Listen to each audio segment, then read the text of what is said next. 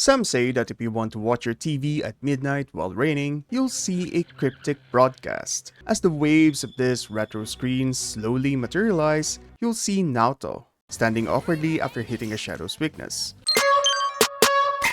Persona 4's combat system is really outdated. This truth lingers clearer than the static of analog TVs. The investigation team's combat system deserves a glow-up brighter than social links rank-up flashbangs. Seriously, why are they so bright? There's no question that the turn-based combat in Persona 5 and Reload is far more engaging. That said, Persona 4 and Golden also brought in fresh mechanics that made battles enjoyable and even highlighted the character's unique quirks. P4 had the follow-up attacks that has a chance to trigger when you knock down a shadow. This gave us GA's iconic galactic punt. Persona 4 Golden doubled down on this mechanic by introducing tag team attacks, and graced us with a Navigator all-out attack with Rise leading the charge. While Persona 4's slice of life motif, cozy rural theme, and combat mechanics that fits the character so well warms my heart, its turn-based system aged like Mystery Food X. The AI can make poor combat decisions, and setting tactics is quite limited. Status ailments are often ignored since they really don't help that much. Shadow behaviors often feel repetitive and lack complexity, leading to formulaic battles of exploiting weaknesses, all-out attack, then repeat. While SP management was a challenge early on, it quickly disappears as we unlock a more affordable Fox healing and SP accessories. Mid to late game bosses can feel like endurance tests due to their high HP pools. Persona 4's turn-based combat, while nostalgic, feels limited compared to the newer entries. Thankfully, Persona 4 Remake can further improve its combat system, and here's how. But before that though, if you love ambushing shadows, then like this video and join Otaku Define for more Persona content. My tummy's heavy. Leave it behind. So starting this with the obvious recommendations, Persona 5's turn-based system not only revolutionized the whole combat mechanic of the series, but it also changed the genre of JRPGs. Persona 5's fast-paced combat made turn-based games feel exciting again, and Reload smartly carried that momentum by blending those improvements into its own systems. So the following things that P5 introduced is a definite must-have in the combat system of Persona 4 Rewind, beginning with the Baton Pass, otherwise known as the Shift in Reload. This feature lets you switch to another party member after exploiting a shadow's weakness, increasing your chances of triggering an all-out attack and ending battles faster. This results in quicker, more fluid combat that cuts down the grind and keeps the pacing sharp. In Persona 4, landing a weakness and you're just awkwardly standing there, it's as embarrassing as steady hitting on the girls. Adding the Baton Pass or the Shift would turn chain attacks into a symphony of chaos. Imagine Chie punting shadows into Yukiko's fiery fans, then boom, all-out attack. It's not just faster, it's more satisfying. And what else is satisfying? Well, if these status conditions can actually do something useful. Technical, which is another mechanic introduced in P5, allowed status ailments to be more than just conditions. Players can deal bonus damage multiplied by 1.8 to enemies by targeting them with a specific element while they're affected by a status ailment, even if the enemy normally resists those elements. While Persona 5 Royal reduced the technical damage multipliers to 1.4, it introduced a new perk. Landing a technical hit now has a chance to knock enemies down. This effectively improved the strategy and payoff to using status effects in battle. Status ailments are by far my least favorite skills in Persona 4, considering most bosses are immune to status effects. The most effective status ailments players can inflict on shadows is simply death itself. If Persona 4 adopts Persona 5's technical system, it could unlock a wide range of strategies, making battles more tactical, engaging, and rewarding by encouraging creative use of status effects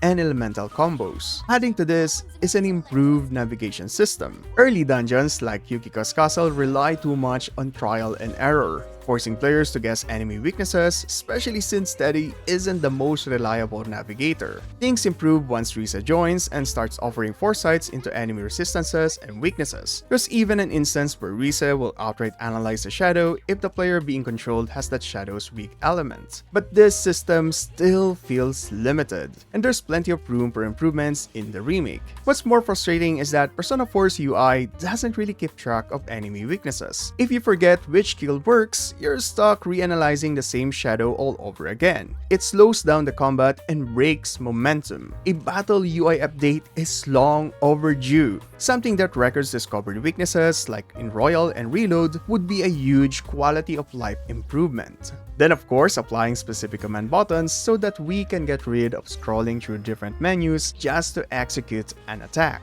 Speaking of which, the all-out attack needs to be flashier while complementing the character's beloved quirk. While I've always enjoyed the 2D portraits of the investigation team before executing an all-out attack, Persona 5 really raised the bar, having the Phantom Thieves surround their target with weapons drawn. The shatter into the attack animation was incredibly stylish. Persona 3 Reload also delivered by having seized members charged together, led by the character who scored the final knockdown. For Persona 4 Remake, this moment could be leveled up by leaning into each character's unique flair, where the camera is focused on them like the first time they were shown in the Midnight Channel. Imagine Teddy striking a dazzling pose as he leads the charge, Kanji taunting the shadow with a get bent gesture, and Risa's special all-out attack going full idol mode with lights, sparkles, and stage presence, then blows a kiss at the camera. It's not about just a flash, it's a chance to showcase the investigation team's personality in the heat of battle. And of course, victory all-out attacks are a given here.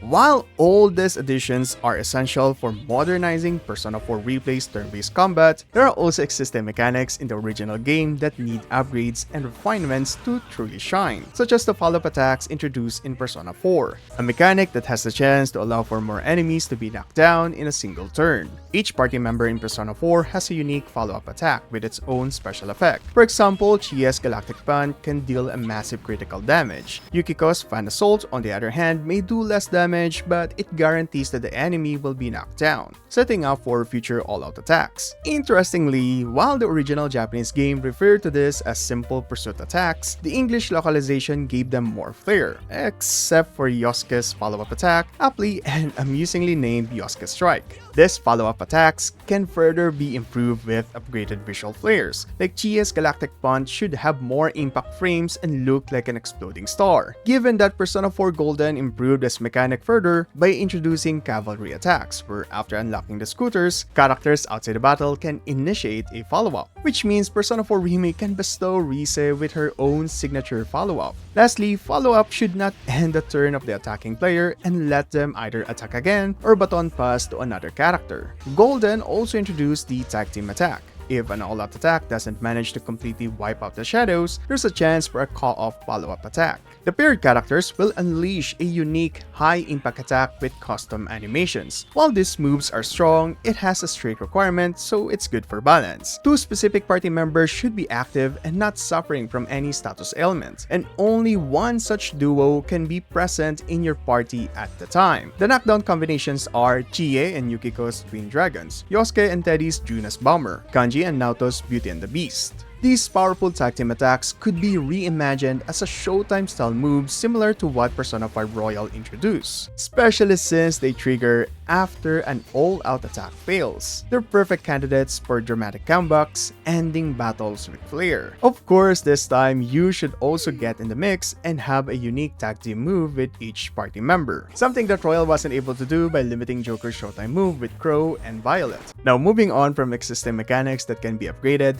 let's talk about the things that Persona 4 Remake can really do to further improve the combat system, starting with ultimate moves, especially since Persona 4 already has a solid foundation for ultimate attacks thanks to Persona 4 Arena. So why can't they just build on that and give the investigation team their own version of Reload's theurgy? We can have you release a massive thunderstorm of electric strikes that wipes out shadows. Each character could build up their ultimate attack in their own way, similar to how Reload did it with the theurgy. Yosuke gains energy every time he successfully dodges an attack. Chie charges up when she receives buffs, and Rise fills her meter by fully analyzing shadows. Of course, this will be further enhanced by giving each party members unique traits like in Reload, such as Mitsuru's increased ailment success or Junpei's higher critical chance. Persona 4 Remake can bestow traits that reflect their personalities and playstyles. Think of Kanji having Berserker Rage, that allows him to gain a temporary attack and crit boost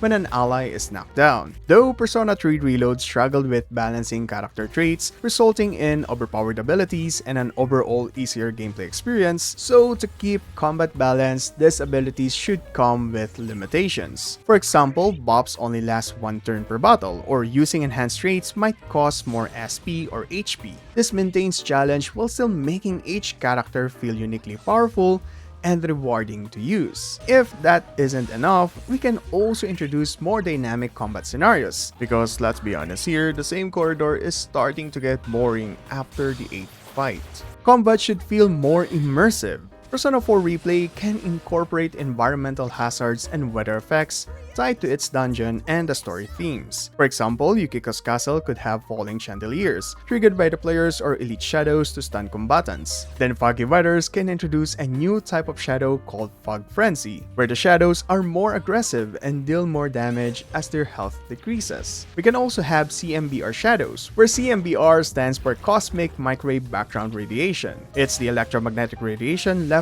over from the Big Bang. And this is actually the static that we can see on analog TVs, the very medium that Persona 4 uses to enter the shadow world. So why not have CMBR shadows that are far stronger, with hidden abilities like they can shift their weakness, but also defeating them grants more rewards. In the meantime, these additional mechanics would definitely help revitalize Persona 4's combat system. So let me know which one was your favorite, or how wrong it is for me to even suggest such changes. Speaking of improvements, aside from the turn-based battle, Persona 4 Remake will do so well if they have better dungeons. If you're curious about that, then check this video out.